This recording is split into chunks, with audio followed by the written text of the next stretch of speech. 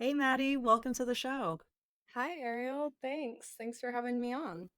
Super excited to have you on. I think you're going to be the first ever UX designer to come onto the show with a different perspective. So, super excited to talk about all of those topics and what it means to really build a product that a user can love. Before that, would love to hear more about your background and how you got into the space of entrepreneurship. Yeah, sure. Absolutely. I kind of started my interest in entrepreneurship. Well, I guess you could say, when I was a kid. No, but as far as the startup space, that kind of really started in college. I had been, invited by my friend to do a hackathon, and it was one of those why not moments. And so I had joined a team during the hackathon over 3 days of intense work, and it was so much fun. I was the only designer on that team, as I've been the only designer on a lot of the startups I've worked on. And I got this kind of addiction to that feeling of working with a team, moving really quickly, coming up with ideas. And then I went on to we lost that hackathon, but I kept working with that team. And we went on to place third in another competition, and then it kind of dissipated. And after that, after I graduated university, I met Liam, who's our other co founder, and I worked on a startup with him for a little while. After that failed, um, after a few of our projects failed, I went to the corporate world for a little bit, but I really missed that kind of. I always knew that I would get drawn back into startups, and that's how I ended up on Coffeeclozers. I knew that you guys, you were gonna need a designer, and I was up for the task. Yeah, so happy that you were. And also that you had that prior experience in college of being a part of, trying to solve a problem in a short space of time, working with other individuals. That's really, really important skill set to have. And did you always like being a part of groups and solving problems? Like when you were in high school or earlier on, were you a part of any sports groups or things like that? Oh yeah, I was always involved in that kind of thing. Like I played water polo growing up. I did swim team. So I was always involved in those kinds of things. And I had a little bit of an art background, which was kind of more of a solo pursuit. And I love art and aesthetics in general, but the thing that I really like about design is that you kind of incorporate problem solving. So you're using your mind a lot more, and it's really cool to be able to sit with a group of people and you've spoken to users, you're trying to figure out how to solve this problem, and you have different types of boundaries or limitations. So for example, there's technological limitations, time limitations, really force you to say, okay, what's the best way that we can design this problem? And doing that with people, especially when you're working with a group of people that all have different skill sets, is just, for me, it's really fascinating. And it's clearly how, some of the best companies have been built, is just kind of the synergy that comes with that. Yeah, design is so interesting. So, at least for myself, when I first started in my career, I was building out dashboards and data analytics. And I read a book once, Storytelling with Data, like how you should use certain charts and certain tables and describe data in a certain way when presenting these dashboards, which I never would have thought of. Like, I just thought, okay, you just slap data onto a page and then someone will interpret it. So, what is design when it comes to a product or a web based SaaS product? So, I mean, I think that visualization is kind of its own like whole category, because you're right. Like it's that to me is super fascinating, and I don't have as much of a background in data viz. I've heard of, I don't know if there's a book called How to Lie with Statistics or something like that, but that whole, or Freakonomics, those kinds of topics. But yeah, when it comes to design in general, The way I think about it is that everything is design, really. Everything that we interact with in our day to day life when we move through the world, from a doorknob handle to like the cockpit of an airplane, everything had a thought process that went into it. And engineering in general has a lot of design involved in it, and I think when you kind of like parse out design, you can really focus on two separate aspects, which are user experience and user interface. So they're often referred to as UX and UI, but basically the difference between like user interface, for anyone who's not familiar, and user experience is that user interface is mostly like how things look, and UX is how they feel or how you interact with them. So the classic example is like a ketchup bottle. So if you think about like the glass ketchup bottle, and I'm sure you can envision like someone trying to like pat the ketchup out of it, you're shaking it, you're trying, and it's always a struggle. And we've all had that experience versus like the squeezable ketchup bottle where you can just simply squeeze it and it comes out. Yeah, so it makes complete sense. There's a differentiation between UI, UX. One's more of a look, another one's more of a feel. So when you came into the space of trying to solve a problem in prop tech, what were some initiate things that kind of boggled your mind as to like why is it being done this way? It's not okay. So when I think of design, I always think of this quote, which I've shared with you before, but I'll share it here for your listeners. Which I heard a designer called Massimo Vignelli say one time that the life of a designer is a life of fight against ugliness. So just like a doctor fights against disease, for us the visual disease is what we have around us, and what we try to do is cure that somehow with design. Um, and I love that quote because whenever I interact with a product or anything online in the real world, I'm always kind of thinking, how am I experiencing this from an aesthetic perspective and just an overall experience in general? And when you look at the space of software products, you'll tend to see things like consumer products, so direct to consumer, like your Instagrams, your Airbnbs, um, Uber, that kind of thing. They all have really excellent design and attention to detail. Um, and then when you deal with any kind of B2B products, the design quality tends to go down. And I think that's because you're selling B2B products are more about solving a problem and then selling it really well to a decision maker, whereas with direct to consumer products, they have to be actually enjoyable to use. Otherwise you're just going to give up even if it solves your problem, but it's just too difficult. Every time you click this button it takes you to the wrong place, and it's clunky, or you can't figure out how to change your password and you lost your password, and you had a typo in the email. Like all that kind of stuff is UX design. But our space in particular is kind of somewhere in between, and I would kind of call that maybe more like the B2P, like the business to professional space. And those types of products, like you have your real estate products, maybe like your small business management or like marketing tools, things like that, that are meant for someone who's using a product to kind of level up their personal development in some way.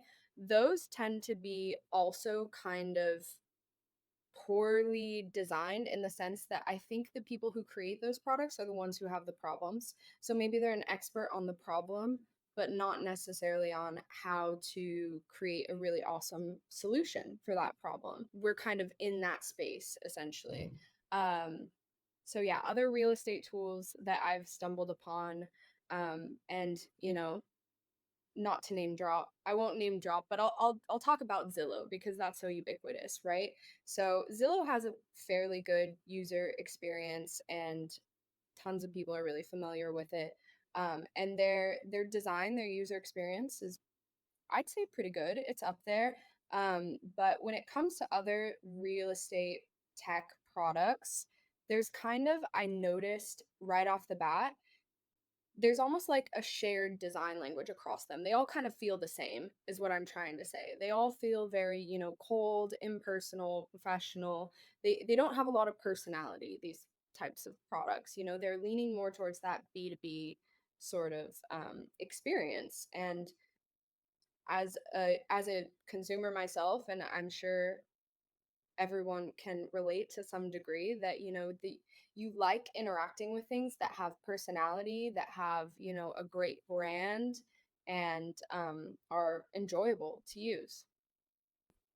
Yeah, I completely agree. So, myself coming into the space 5 years ago, all the gurus said use a spreadsheet and use Zillow. Then I thought that's so antiquated, there has to be another way. Research other tools, and you're completely hit on the nail that they all felt like they were built for businesses, for people who run shops of maybe, 10 different investors, agents, wholesalers, like bigger groups where they're doing this full time, but not for that individual who's looking to, say, achieve financial freedom and use a tool that speaks to them. So I think it's a really good call out on B2B, B2C, as well as Yeah. B2P, and how it differentiates the user experience for each of those. So, when you saw that the process that most investors take is using different platforms and syncing them together, so Zillow, a spreadsheet, finding rent on this platform, getting expenses on that platform, what are some of your initial thoughts in terms of design? Like, is that a good process of using many different softwares, or is all in one always the solution? What do you see there? I'll preface by saying that, to go back, that design is not ever complete, really. I don't believe that. I think that there's always a better way that you can do something. So that's not to say that, there are no good solutions out there, especially when it comes to a process like finding properties to invest in. So the the main process that we see right now that people have with clicking on one property on Zillow, taking it to the spreadsheet, analyzing that property, taking whatever it is, 5 to 15 minutes to do that one by one. There's not anything inherently wrong with that process, but I know that the first thing that struck me when I found out that that's the only way to do it, was, wow, this is really slow, and this is not something I'd look forward to doing. um so there's always a way to kind of improve upon things that we do, and there's tons of problems and tons of spaces out there where there's definitely improvement to be had. Like, take for example, I don't know, medical software. Like, if you've ever gone into the doctor's office and you see the software they're using to enter your chart and how outdated it looks, like there's always going to be a we can always step in the direction of optimizing things and making them easier to use. Like, things even in our day-to-day life. If you just, pay attention to the things that annoy you that you have to do, like, I don't know, flossing or something like that. We've all just become adapted to doing things because that's how the way that we've always done them. But I think that when you get people actually think, like designers and engineers actually thinking about, okay, how can we actually improve this process? What are the pain points? Um, you can come up with a much better solution and a much better experience. Yeah, I completely agree with that. And I'd love to dive in more into how do you decide on those pain points? Like, how do you prioritize them? But first, is that those examples that you gave really resonated with me in terms of like the status quo can be okay. But like if you're looking to make improvements, maybe there's only to like a certain level you try to start off with first. One example I could think of is my mom used to pay the bills through mail each and every time. And I'd be like, this is Yeah. so slow. Why are you doing it this way? But instead of setting her up on auto pay or, maybe help having AI help her, I would just download the app, step one, and just pay online, same time every month. So it changed her habit a bit, but not so dramatically where she was like, wow, like this is too much. I'm now like overwhelmed. So how do you decide like what pain points to solve and how to solve them where they're not so drastic that it's overwhelming for a user? Yeah, I mean, I think there's definitely ways that we can take this too far. And there's also things that we could miss. So we have to look at like the very obvious solutions. So to use another analogy, before the automobile existed, I'm sure that people thought, okay, well, the horse and carriage or the train, even if you need to go really fast, is an okay, it's a great solution. But there are ways that there's kind of like a gap of things that can be optimized to a certain degree, but if we kind of think about things in the way only of what exists now, like what's possible now, I think that it really stifles innovation. So take for instance the idea of coffee closers, which is our product. So the way we think about it now is that with different properties all being listed on different MLSs, there's not really one good true source of information. So if we were trying to think in terms of how do we solve this problem and only thought of it in terms of how things exist now, we'd be really limited. Finding the middle ground to answer your question, finding like the things to go after first are really like where are the biggest pain points. So the biggest pain point that we're trying to solve is really on the discovery end of things. Like, as I'm sure your audience will know, finding an investment property can take a long time. It can be a difficult process, but there are tons of different parts of that process that are time consuming. So finding the property itself is really time consuming.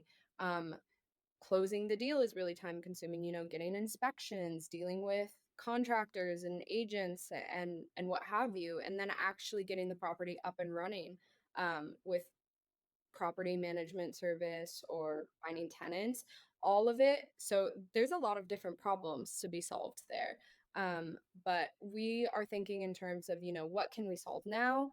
And also thinking down the line of what innovations are we going to make or innovations that could be made in the future that will drastically reduce this.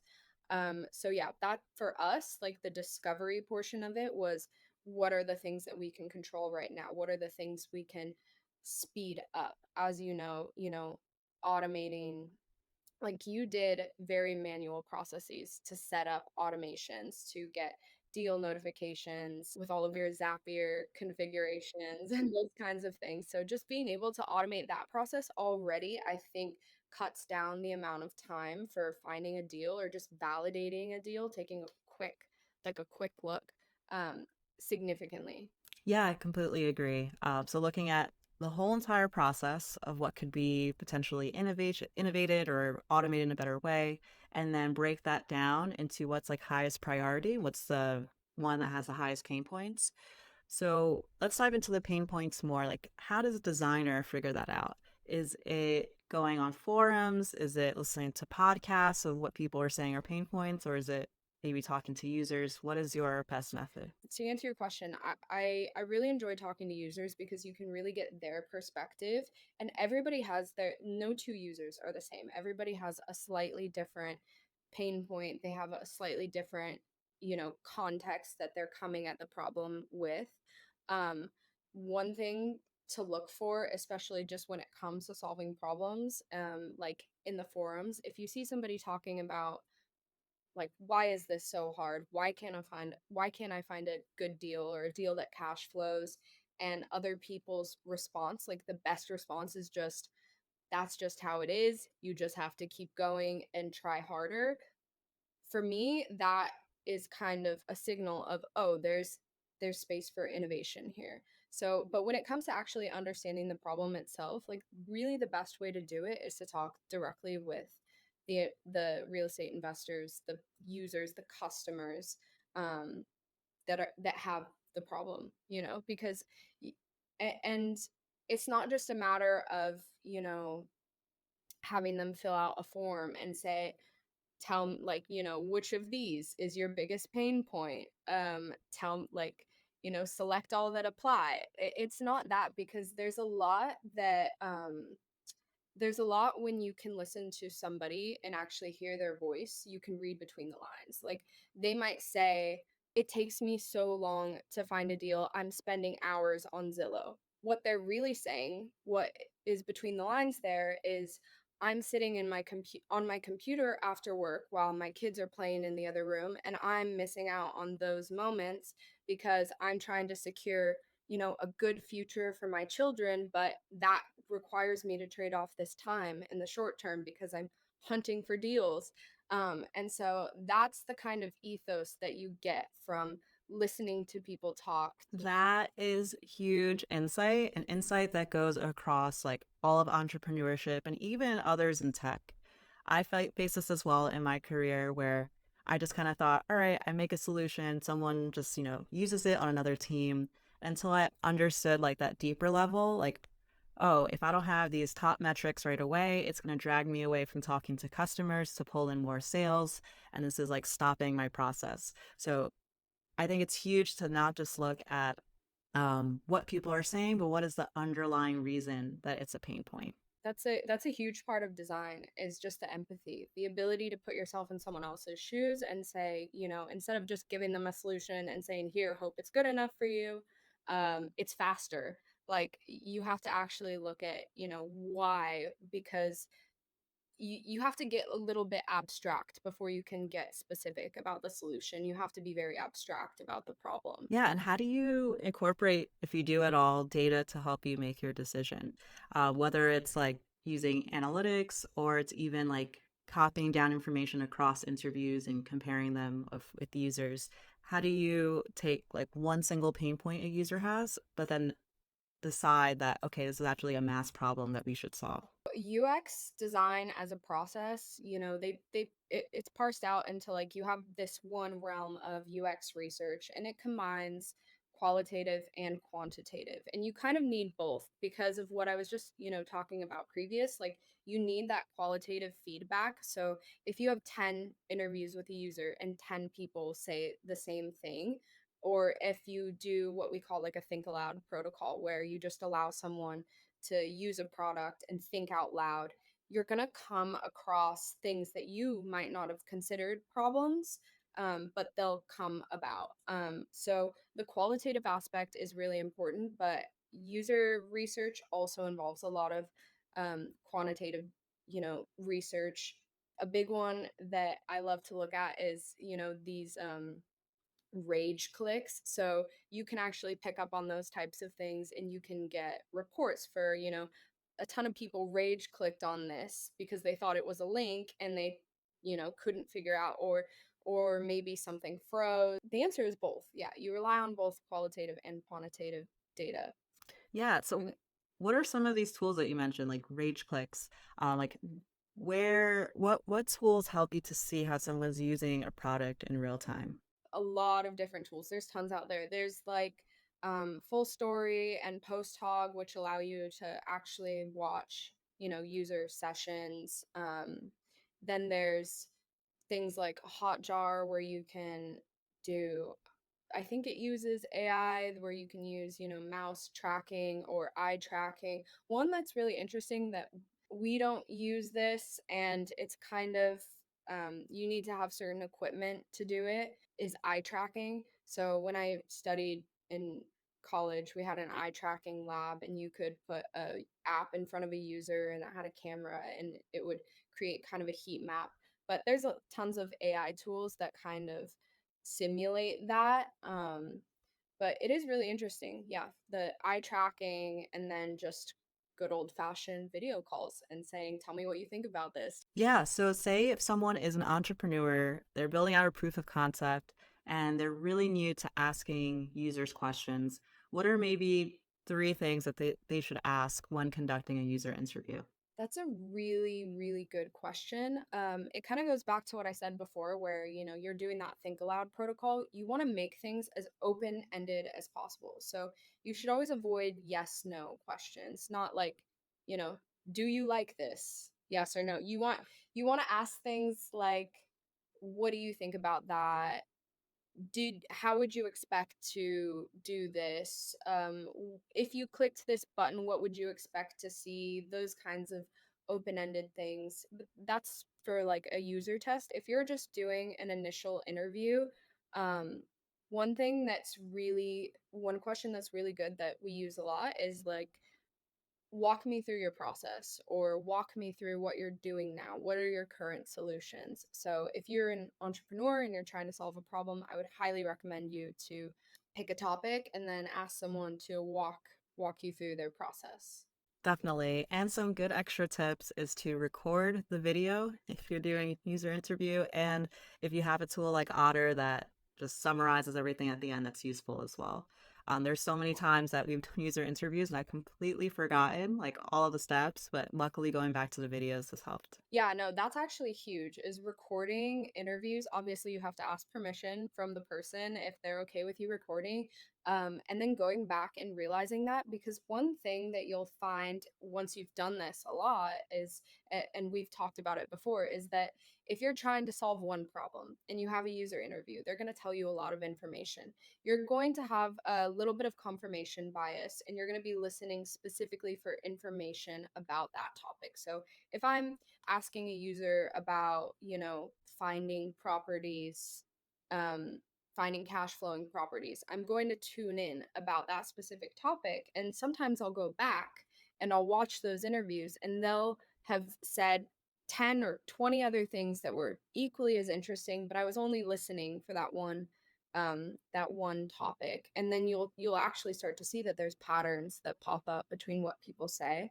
um and I've always said that, like, those AI summarizing tools, that I was um against them, not because I don't think they're not useful. Of course they're useful, but when you use AI to summarize something, that's what it's doing. It's summarizing. It's not giving you the in between the lines thing that I said before. You need to see the look on a person's face, hear the tone of their voice and what they're saying. You want to Is there emotion behind what they said? What was the emotion? Was it dry? Were they just saying something to please me, the interviewer? Did they actually mean that? And so, yeah, I think that there's even a potential for confirmation bias there. So definitely, I would recommend to watch back those recordings, take as many notes as possible, or even just, like, if somebody says something interesting, write down the timestamp and say revisit, like, so you can remain present in the moment but come back to that moment. Great. So let's dive into a little bit more about design specifics for coffee closers. So if a new user is coming onto the platform, what are some things that they should expect for the flow of the product? Okay, so when you log on to Coffeeclozers, you're going to be able to play around with a kind of test market so you can see how it works. Um, Essentially, you're going to be met with a map and a list of properties, and those properties are going to be sorted by what we call a drip score. So this drip score is specific to the strategy you're looking at. So this is a really quick way to say, if you're investing, if you want to do a house hack, or if you're looking more to fix and flip, or do, traditional buy and hold, you can really quickly click around and see how those properties reorder for that strategy. But then what is really important is that, you can also see the map on the right hand side, which is going to help you understand where are these properties. So, where am I getting a fix and flip property? How is the neighborhood looking? Does it look like it's a neighborhood that's up and coming? So you have both, like, the automated calculations and the really important location context with that. And then, of course, you can filter how you want. You can set up buy boxes. You'll get notified when new properties that fit just your buy box hit the market. So that's a really cool feature. I was so amazed when you first came out with the design of the listings based on strategy alongside the neighborhood maps, because that was a big thing that a lot of customers said. Hey, I find, properties that cash flow from my strategy, but they're in bad neighborhoods. Or reverse, like I'm trying to focus on these specific C plus, B minus areas, but I want to be able to see what cash flows behind it as well. And you were able to create this singular view of being able to see all properties given on market at once and get all these components that a user wants to see in one place where it doesn't feel overwhelming. So, were there initial challenges that you had when trying to frame this problem and put it on paper?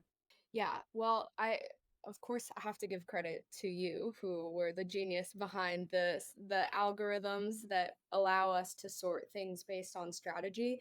But yeah, this also kind of tied into my knowledge too, because I would have thought, investors want just what cash flows, but really there's tons of different strategies that you can take. And when we were first interviewing people, a lot of different people, especially beginners, said, I don't know what strategy I should use. Like, of course, this property looks great. It's in a great neighborhood, but how am I actually going to maximize my ROI with this property? So, I had kind of put off the design of these strategies because I was thinking to myself, this is going to be there's so much complexity here.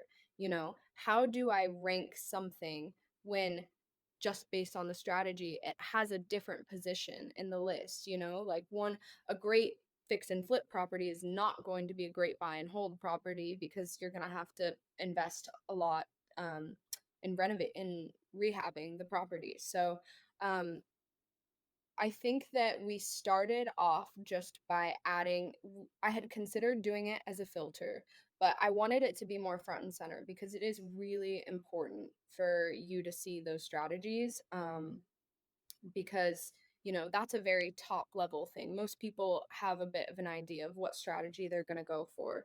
I mean, I'm sure there's tons of ways that we could improve this to make it less overwhelming, but at its current state, you have filters along the top, which are really top level. You have your budget, the type of property you want, and then your strategies are associated with the properties. So all of those properties exist there because they fall under your filters, but now you're just using the strategies to reorder them based on the ROI for that strategy. And then, of course, the map is always a super key component. Like, you can't just look at a list of properties and you can't just look at a map and know where you want to invest.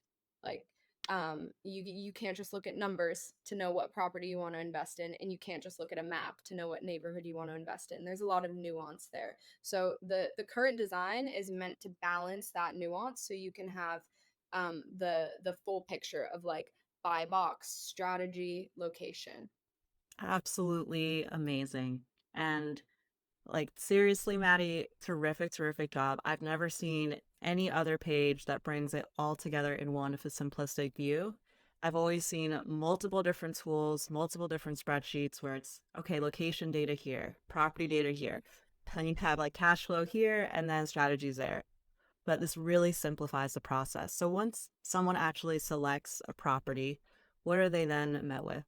They are met with what we humbly believe to be the best property calculator on the internet, which is, they have the property listing, the full page. You get the full details, so you kind of get on the left-hand side the static details, and that's all the information about the property that you would want to know.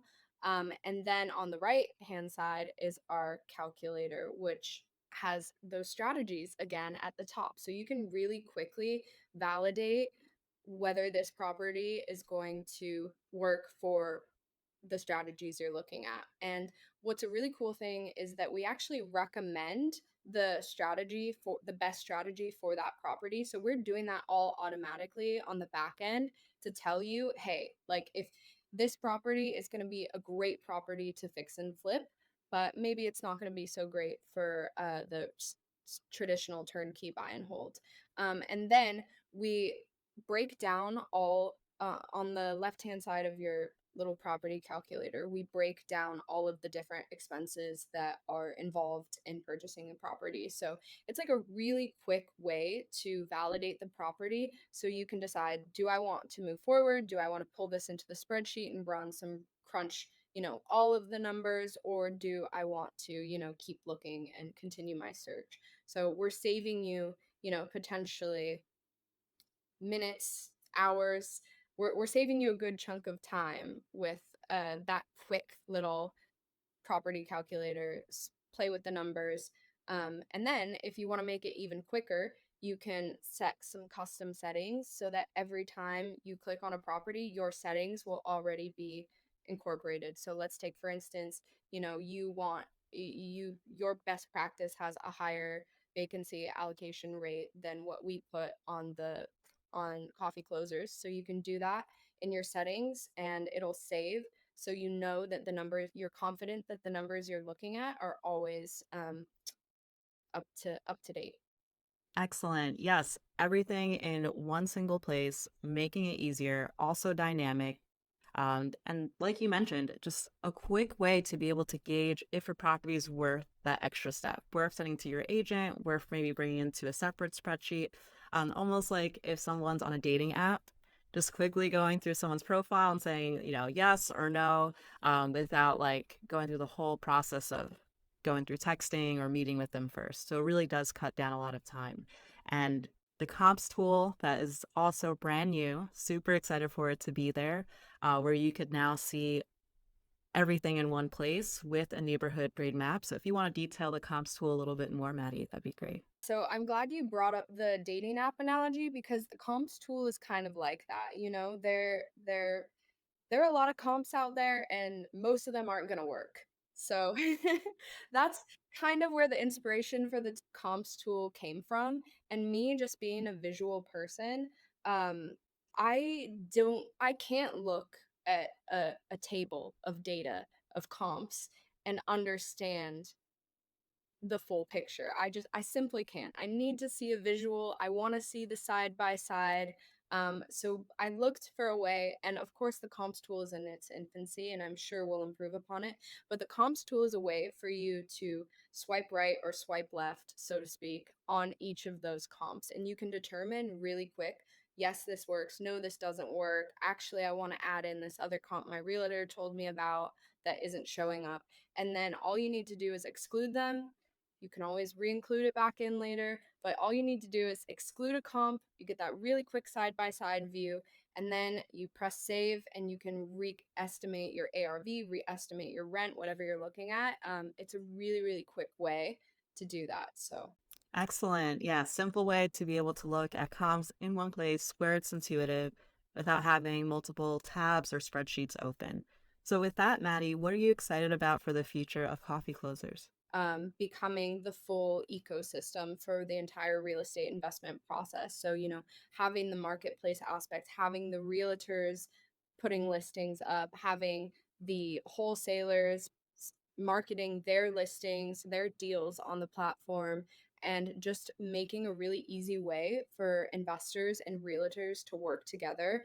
Um, and of course, you know, our long term vision is to make anyone a sophisticated real estate investor because we really do, you know, you're a real estate nerd, I'm a real estate nerd. Like um we believe in the power of building wealth through real estate. So we want to make it, you know, democratize that in a certain sense, to use a Silicon Valley buzzword.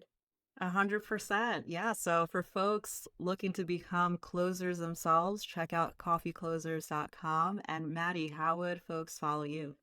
You can keep up with me on LinkedIn. I post from time to time. Sometimes I'll make some controversial design opinions, and you know, but yeah, you can follow me there.